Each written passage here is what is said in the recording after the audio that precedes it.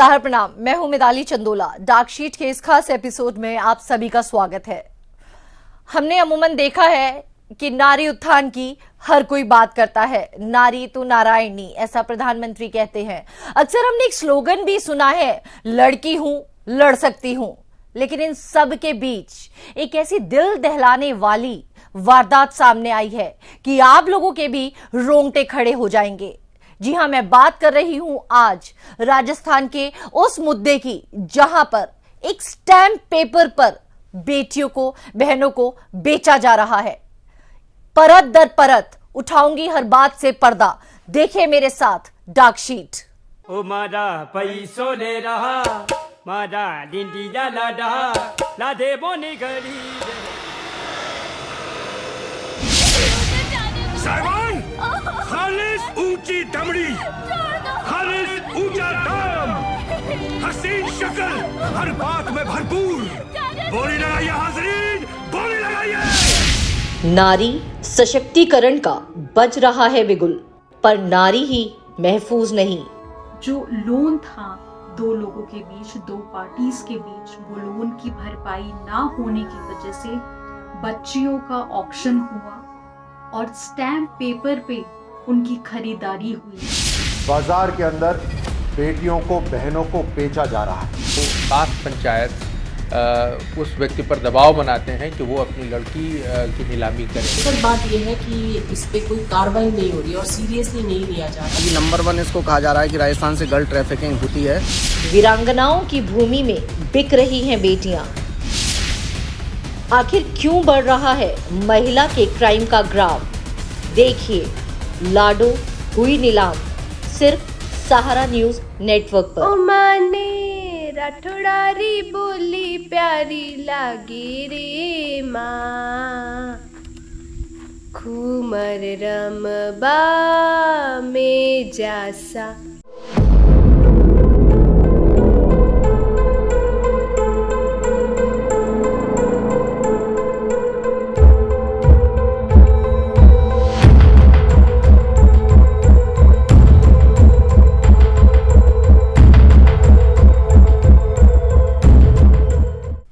नारी तू नारायणी, ये भी कहा जाता है कि जिस घर में नारी का सम्मान होता है वहां पर देवता वास करते हैं। तमाम तरीके के दावे और वादे किए जाते हैं नारी उत्थान के लिए, नारी सशक्तिकरण के लिए।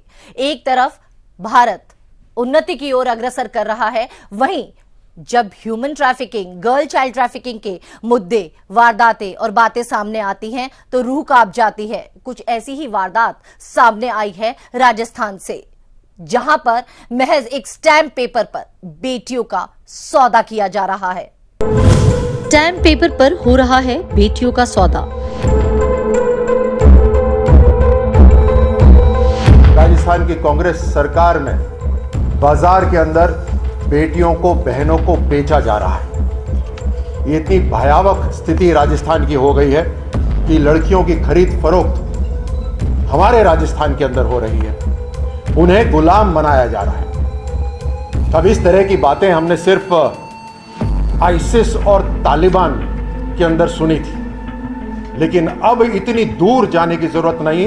ये राजस्थान के लिए और पूरे देश के लिए, खास तौर से ऐसा राष्ट्र जो दिवाली मनाता हो, दशहरा मनाता हो, भाई दूज मनाता हो, रक्षाबंधन मनाता हो, जिसके अंदर मुख्यमंत्री जब लोगों से बात करते हैं तो भाइयों और बहनों बोलते हैं, वहां पर बहनों को, बेटियों को गुलाम बनाया जा रहा है। मानवाधिकार आयोग ने मीडिया में छपी एक खबर का स्वतः संज्ञान लिया है, जिसमें यह बताया गया है कि राजस्थान के कुछ जिलों में अभी भी जातिगत पंचायतें, कास्ट पंचायत काफ़ी सक्रिय हैं। खास तौर से डिस्प्यूट्स के निस्तारण के लिए, यदि कोई विवाद है और ऐसे विवाद जिनमें किसी ने लोन लिया है और उसकी अदायगी नहीं कर पा रहा है, तो कास्ट पंचायत उस व्यक्ति पर दबाव बनाते हैं कि वो अपनी लड़की की नीलामी करे और स्टाम्प पेपर पे उसकी बाकायदा खरीद फरोख्त दर्ज होती है। आज की इस 21वीं सदी में जब नारी पुरुष के साथ कंधे से कंधा मिलाकर हर क्षेत्र में आगे बढ़ रही है, आज का युग अगर कहा जाए, ये दौर साइबर युग है, उन्नति और तरक्की की बात होती है। ऐसी परिस्थितियों में जब पूरा हिंदुस्तान उन्नति की ओर अग्रसर है, ऐसी घटनाएं जहां पर चंद सिक्कों के लिए बेटी को बेच दिया जाता है शर्मसार कर देती है सारी उन्नति और तरक्की की राहों को। ऐसे में क्या किया जाए? ऐसे में इन लोगों को किस तरीके से धर दबोचा जाए? आखिर क्यों था शासन और प्रशासन चुप? आखिर क्यों राष्ट्रीय मानवाधिकार को अपनी आवाज उठानी पड़ी, नोटिस जारी करने पड़े? क्यों प्रशासन ने तत्काल इसके ऊपर कार्रवाई नहीं करी? ये एक बहुत ज्यादा चिंता का विषय है।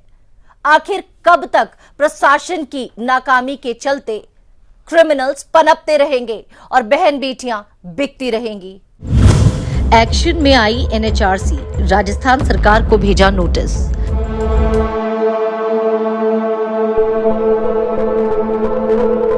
कमीशन ने इसे बड़ी गंभीरता से लिया है और इस संबंध में राजस्थान के मुख्य सचिव और डायरेक्टर जनरल पुलिस को नोटिस भेजकर 4 सप्ताह के भीतर जवाब तलब किया है और ये उनसे पूछा है कि इस तरह की जो इलीगल गतिविधियां हो रही हैं उनको रोकने के लिए उन्होंने क्या उपाय किए हैं और यदि नहीं किए हैं तो क्या करने का इरादा है, और साथ ही क्या अभी तक कोई क्रिमिनल एक्शन ऐसे व्यक्तियों के खिलाफ किया गया है जो इस तरह से सिस्टमेटिक फ्लैश ट्रेड को बढ़ावा दे रहे हैं। राजस्थान सरकार को नोटिस जारी करने से पहले राष्ट्रीय मानवाधिकार आयोग को आगे बढ़कर अपनी जांच टीम भेजनी चाहिए थी, वहां पर सच्चाई सामने लाना चाहिए था।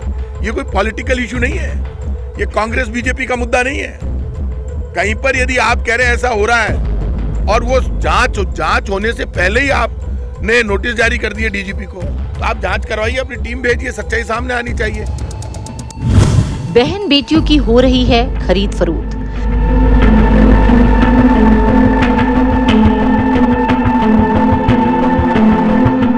जिस तरह से मामला सामने निकल कर आया कि बच्चियों को इंजेक्शन लेकर जवान बनाने की बात सामने आई और साथ ही साथ बच्चियों के बेचने की बात आई, जो बहुत ही दुर्भाग्यपूर्ण है।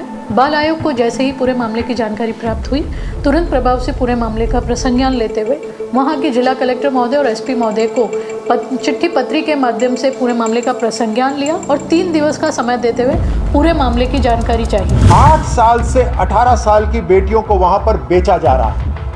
किसी ने अगर उधार ले लिया गलती से, उसके ऊपर जुर्माना लगाया जाता है जब वो पैसा वापस नहीं दे पाता।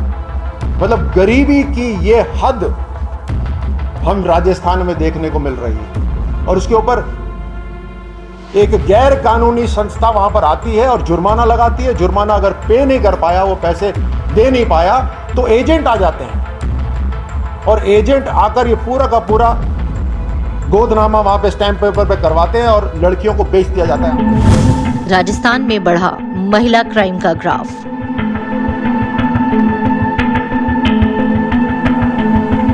मेरे साथ ऐसा गंदा काम करवाते थे। अगर काम ये करना काम नहीं करती ना तो पीछे इसे मारते थे पेट से। 4 तरीके के कानून इस पे लगते हैं। सबसे पहला आता है IPC, the Indian penal code. दूसरा आता है इमोरल ट्रैफिक प्रिवेंशन एक्ट यानी कि द पीटा एक्ट। तीसरा आता है जुवेनाइल जस्टिस एक्ट, क्योंकि गर्ल्स माइनर्स थी। चौथा आता है द पॉक्सो एक्ट। लेकिन समझने वाली बात यह है कि इतने कानून बनने के बावजूद इनकी अकाउंटेबिलिटी ग्राउंड लेवल पे 0 है, क्योंकि आज भी क्राइम अगेंस्ट विमेन कम होने की बजाय बढ़ता ही जा रहा है। औरतें अपने साथ हुए अन्याय को सामने लेके आने में ही डरती हैं, क्योंकि हमारा एडमिनिस्ट्रेशन, हमारा पुलिस प्रशासन इस लॉ को अकाउंटेबल बनाने में फेल्ड है। बेटियों की नीलामी से हुआ देश शर्मसार।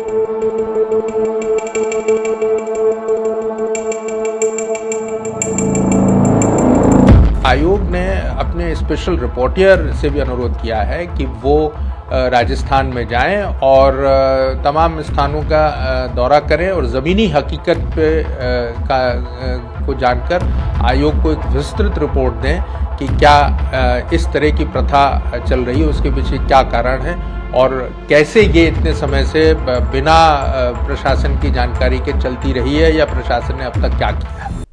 आखिर सबसे बड़ा सवाल यह है कि इन सारे घटनाक्रम के पीछे कारण क्या है? क्या शिक्षा की कमी है या यहाँ के लोगों में इतनी ज्यादा गरीबी है कि वो मजबूर हो गए, या ये कोई राजनीतिक षड्यंत्र है, या फिर यहां पर ये धंधा पनप रहा है। ह्यूमन ट्रैफिकर्स जो हैं इस तरीके के गांव को टारगेट कर रहे हैं, या इसके पीछे कोई राजनीतिक मुद्दा है। यह सबसे बड़ा चिंता का सबब और सबसे बड़ा सवाल है। वीरांगनाओं का देश राजस्थान, जहां बिक रही हैं बेटियां।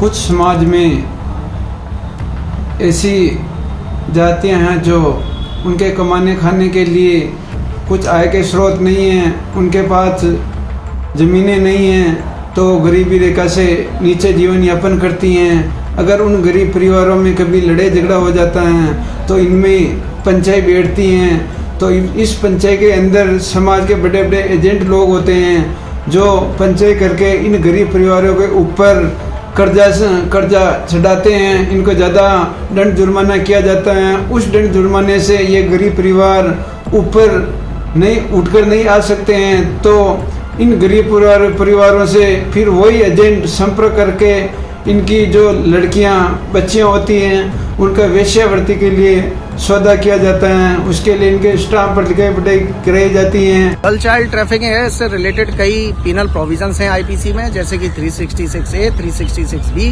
372, 373, और इनमें सख्त से सख्त पनिशमेंट का भी प्रोविजन है। 10 years ऑफ रिगरस इम्प्रिजनमेंट है, और अगर कोई ज़्यादा गंभीरता से इम्पोर्ट करता है फॉरेन में उसमें भी 10 years है अप टू। तो पीनल प्रोविजंस हैं, लेकिन ये पीनल प्रोविजंस काम तभी आते हैं जब इनको सही तरीके से एग्जीक्यूशन हो, इम्प्लीमेंटेशन हो। और जैसा कि गर्ल्स ट्रैफिकिंग का मुद्दा है, इसको रोकने के लिए सामाजिक लेवल पे भी हमको उठाना पड़ेगा, कई कदम लोगों में जागरूकता लानी पड़ेगी। प्रतिभा पाटिल, रानी पद्मावती, पन्ना दाई की जमीन पर बेटियों की खरीद फरोख्त।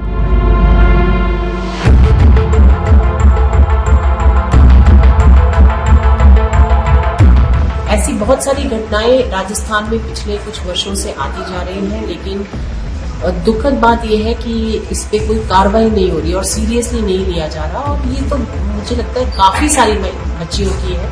अभी मैं टीम भेज रही हूँ, लेकिन बाद में मैं खुद जाकर भी देखूंगी। अभी फैक्ट फाइंडिंग टीम जो भी लेके आएगी संज्ञान इसके ऊपर रिजल्ट, उसको लेकर मैं मिलूंगी दोनों ऑफिसर्स से। आखिर क्यों चुप है सरकार?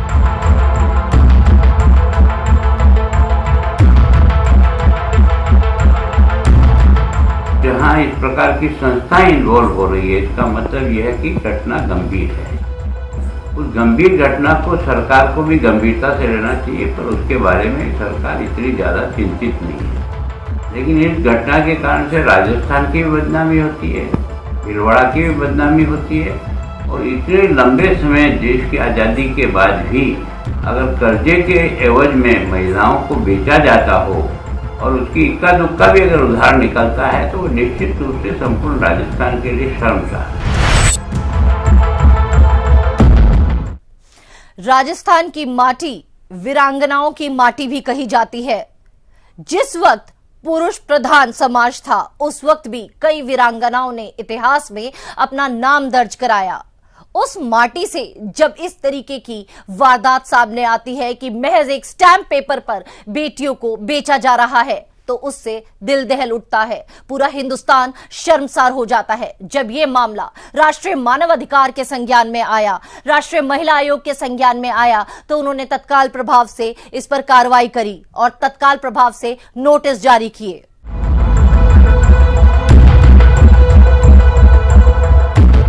महारो रंगीलो राजस्थान, किसी ने कितने प्यार से लिखे हैं ये शब्द कि हर किसी को गर्व हो जाए राजस्थान की सरजमी पर,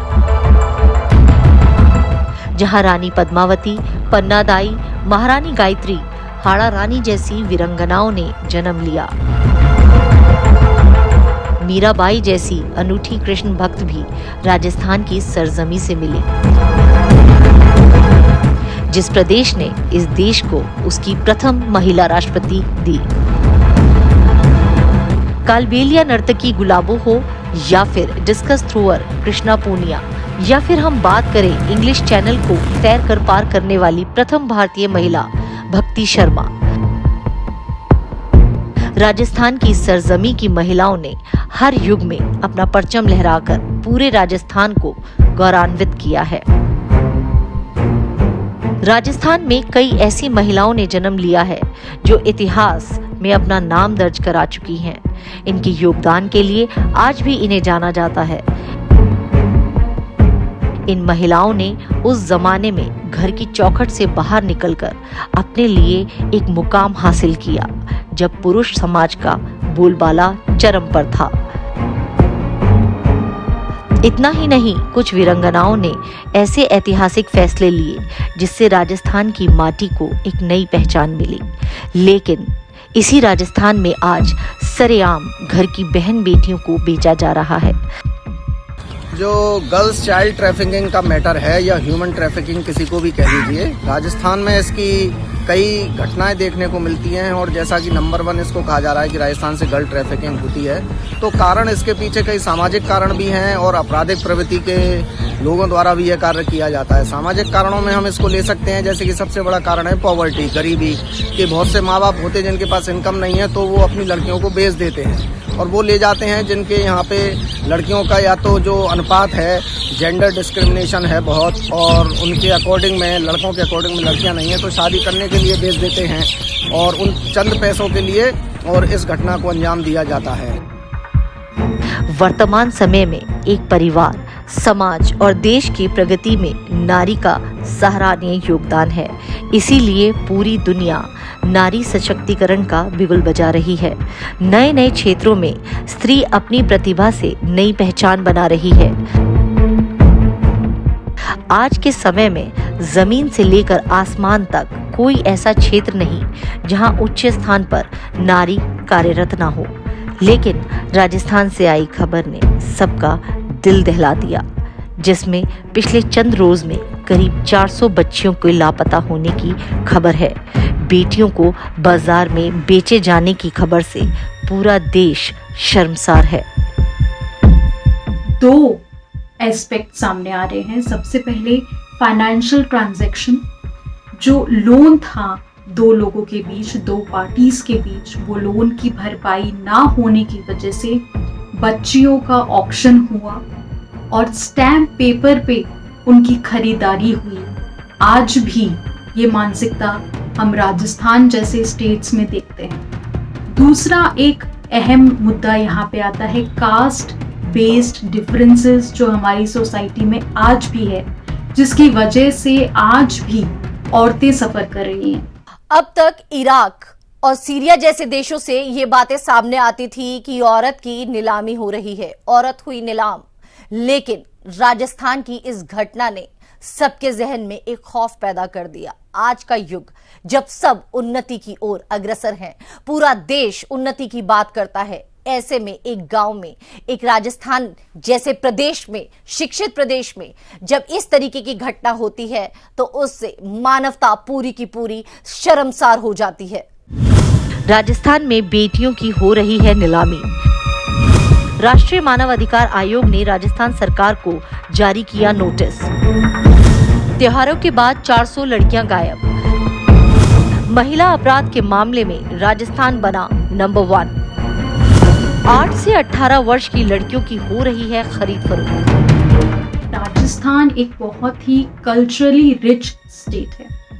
वहाँ के कल्चर और ट्रेडिशन पे लोगों की मान्यता आज भी है। इसीलिए हम देखते हैं कि राजस्थान के कई पार्ट्स में आज भी रूढ़िवादी मानसिकता मौजूद है। ये केस भी उसी का एक रिजल्ट है, जो रूढ़िवादी मानसिकताओं की वजह से आज भी वहाँ की औरतें, वहाँ की बच्चियां सफर कर रही हैं। राजस्थान में बेटियों की नीलामी की खबर सामने आ रही है। इस बीच राष्ट्रीय मानवाधिकार आयोग यानी NHRC ने राजस्थान सरकार को नोटिस जारी किया है। वहीं इस मामले को लेकर भाजपा राजस्थान सरकार पर निशाना साध रही है। राजस्थान की विपक्ष पार्टी भाजपा ने राजस्थान को लेकर बड़ा और संगीन आरोप लगाया है। भाजपा के राष्ट्रीय प्रवक्ता और पूर्व केंद्रीय मंत्री राजवर्धन सिंह राठौर ने जयपुर में संवाददाता सम्मेलन में चिंता जताते हुए कहा कि राजस्थान में लड़कियों की खरीद फरोख्त हो रही है और वो भी प्रशासन के ठीक नाक के नीचे। ये सब हो रहा है, उन्हें गुलाम बनाया जा रहा है। कोई ईमानदार पुलिस वाला जब कोई एक्शन भी लेता है, किसी को पकड़ भी लेता है, तो फेक आधार कार्ड लेकर तुरंत आ जाते हैं अपने आप को मां बाप दिखाने के लिए। समाज के डर से वहां पर लोग चुप बैठे हुए हैं। लेकिन प्रशासन क्यों चुप है? ये राजनीतिक नेता जो जिस सरकार चला रहे हैं, ये क्यों चुप है वहां पर? क्यों नहीं उसके ऊपर एक्शन लेते? गोदनामा हो जाता है, एक स्टैंप पेपर हो जाता है कि गोद दे दिया। ये किस तरह का गोदनामा हो रहा है? ये गैर कानूनी है पूरी तरह। इसके ऊपर पॉस्को एक्ट क्यों नहीं लग रहा? अपने बयान में राजवर्धन सिंह राठौर ने कहा कि त्योहारों के बाद लगातार खबरें सामने आ रही हैं कि राजस्थान में बेटियों बहनों को बेचा जा रहा है। राजस्थान में लड़कियों की खरीद फरोख्त चरम सीमा पर है, उन्हें गुलाम बनाया जा रहा है। उन्होंने कहा कि राजस्थान में 1 महीने के अंदर 400 बेटियां गायब हो गई हैं। महिला अपराध के मामले में पूरे देश में राजस्थान सबसे ऊपर है। राजस्थान की कांग्रेस सरकार भी इस पर चुप्पी साधे हुए है। भाजपा सांसद ने कहा कि 8 साल से 18 साल तक की बेटियों को बेचा जा रहा है। किसी ने अगर गलती से उधार ले लिया तो उसके ऊपर जुर्माना लगाया जाता है। अगर जुर्माना ना दे पाए तो एजेंट आ जाते हैं और लड़कियों को बेच दिया जाता है। गरीबी का आलम यह है कि राजस्थान की बेटियों की खरीद फरोख्त देखने को मिल रही है। राजस्थान सरकार पर हमला करते हुए उन्होंने कहा कि ये अराजकता और जंगल राज जो राजस्थान में चल रहा है, ये बर्दाश्त के बाहर है। राठौर ने कहा कि सरकार मामले से अवगत है, लेकिन इसके बाद भी अभी तक कोई अभियोग पंजीकृत दर्ज नहीं किया गया है। उन्होंने सवाल किया, इस मामले में अब तक पॉस्को केस क्यों नहीं? प्रशासन कोई बड़ी कार्रवाई क्यों नहीं कर रहा? राजस्थान में अपहरण के मामले बढ़ते जा रहे हैं। हर महीने तकरीबन 400 लड़कियां गायब हो रही हैं। उन्होंने साफ तौर पर कहा कि भाजपा राजस्थान की कांग्रेस सरकार को और उन सभी को जो इसके लिए जिम्मेदार हैं, उनको आगाह करती है कि ये वो बिल्कुल बर्दाश्त नहीं करेंगे। दरअसल बीते त्योहारों के मौसम के दौरान ही जब 400 लड़कियों के खरीद फरोख्त का मामला सामने आया तो ये खबर जंगल में आग की तरह फैल गई। राष्ट्रीय मानवाधिकार आयोग यानी कि NHRC ने राजस्थान सरकार को नोटिस भी जारी किया। यह नोटिस राजस्थान के कई जिलों में 8 से 18 साल की आयु वाली लड़कियों को स्टैम्प पेपर पर कथित रूप से बेचने को लेकर है। राज्य में जाति पंचायत के फरमान पर विवादों को निपटाने के लिए उनकी मां के साथ दुष्कर्म को लेकर दिया गया है। आर्टिकल 23 में जो है किसी भी तरह के जो ट्रैफिकिंग है उसके बारे में प्रोहिबिट करता है, उसको रोकता है कि इस तरह की घटनाएं नहीं घट सकती है। इसके अलावा बहुत सारे स्टैट्यूटरी प्रोविजन है, legal provision, Indian penal code में भी जो है सेक्शन 370 इस तरह के ट्रैफिकिंग एक्ट को ऑफेंस माना है और इसको दंड देने का जो है प्रावधान उसमें दिया गया है। बाद में जो है निर्भया कांड के बाद 370A अमेंडमेंट किया गया, उसमें भी जो है 5 साल से लेकर के 7 साल की सजा का प्रावधान। तो आखिरकार इतने कानून होने के बाद भी क्यों इस तरह की घटना घट रही है? राष्ट्रीय मानव अधिकार आयोग के नोटिस के अनुसार किसी व्यक्ति के कर्ज ना चुकता करने पर पहले उसकी बहन और फिर रकम की पूरी वसूली न होने पर उस व्यक्ति की बेटी को भी बेचने का बकायदा फरमान वहां राजस्थान के एक स्थानीय जाति पंचायत ने किया, जो किसी भी समाज के लिए बेहद शर्मनाक है। इस रिपोर्ट के मुताबिक 8 साल से 18 साल तक की बेटियों को वहां बेचा जा रहा है। किसी ने अगर गलती से उधार ले लिया तो उस पर जुर्माना लगाया जाता है। अगर जुर्माना वक्त पर नहीं दिया तो एजेंट आ जाते हैं और लड़कियों को बेच दिया जाता है। आज राजस्थान की जनता गरीबी की इस हद को देखने को मजबूर है। एक सबसे बड़ा सवाल उठता है वहां की मौजूदा सरकार पर कि आखिर किसकी शह पर आज राजस्थान की महिलाओं पर हो रहे अपराध में वो नंबर 1 बन गया है। आज का मुद्दा बेहद दुखद और संवेदनशील था, लेकिन अगर शासन प्रशासन अपना काम नहीं करेगा तो आम जनता का दायित्व बनता है कि आवाज उठाए, शासन प्रशासन को जगाए। जब नारी का सम्मान हर दौर में हर जगह होगा तभी देश की उन्नति होगी। ऐसे में जनता को जागृत होना चाहिए और इस तरीके की घटनाओं के ऊपर पूर्ण विराम लगाना चाहिए। कैसी लगी मेरी पेशकश जरूर बताइएगा। चलते रहिए समय के साथ।